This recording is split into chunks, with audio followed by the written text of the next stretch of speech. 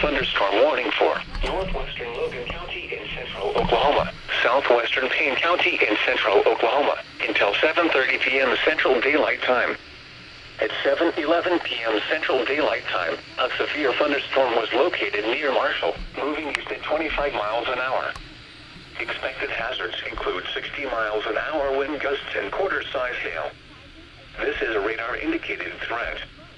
The following impacts are expected. Hail damage to vehicles is expected. Expect wind damage to roofs, siding, and trees.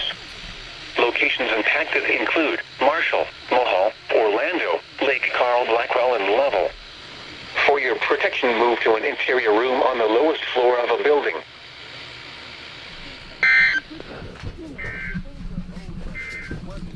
Damage to roofs, siding, and trees. Locations impacted include Marshall, Mulhall, Orlando, Lake Carl, Blackwell, and Lovell. For your protection, move to an interior room on the lowest floor of a building.